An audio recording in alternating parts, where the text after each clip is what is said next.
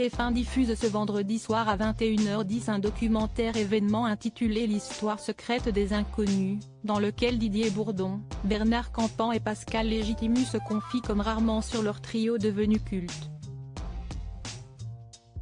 Didier Bourdon, Bernard Campan et Pascal Légitimus se réunissent le temps d'un week-end à la campagne pour raconter l'aventure des inconnus à TF1 qui diffuse ce vendredi 5 janvier à 21h10 un documentaire inédit sur le trio.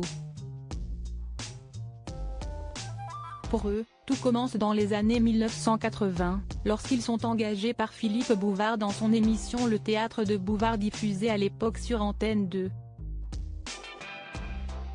Leur sketch parodique rencontre immédiatement un franc succès. Au départ, ils sont 5, avec Smain et Seymour Brussel. Ils stoppent le programme et lancent leur spectacle au théâtre. Mais rapidement, ils ne sont plus que 3. Le premier se lance dans une carrière en solo, tandis que le second n'est pas satisfait des conditions financières dictées par leur producteur Paul Lederman, ancien associé de Claude François. Autre épine dans le pied pour eux, Philippe Bouvard les attaque en justice.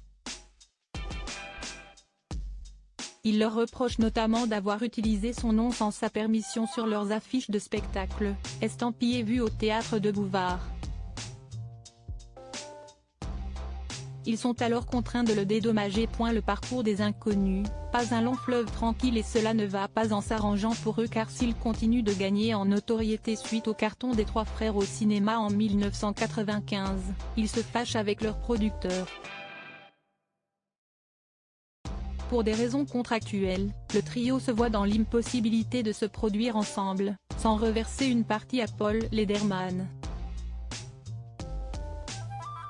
Naît alors Le Pari, un autre film connu de tous aujourd'hui, mais dans lequel Didier Bourdon et Bernard Campan se donnent la réplique sans Pascal Légitimus.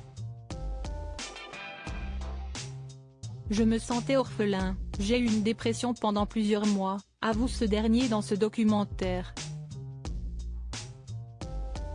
Avant que Didier Bourdon n'ajoute, la guerre avec Lederman, ça nous a abîmés. Malgré toutes ces péripéties, les inconnus sont parvenus à rester soudés et ont continué à marquer les esprits.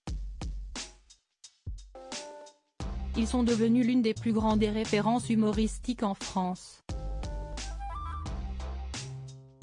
Aujourd'hui, tout le monde est capable de citer leurs répliques de Télémagouille, Youpi Matin ou du sketch Les Chasseurs.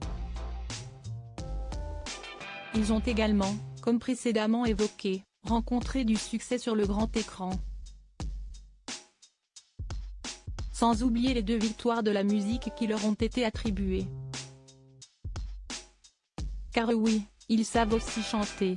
Qui n'a jamais fredonné Isabelle a les yeux bleus, Auteuil Neuilly Passy ou le rap tout des vampires.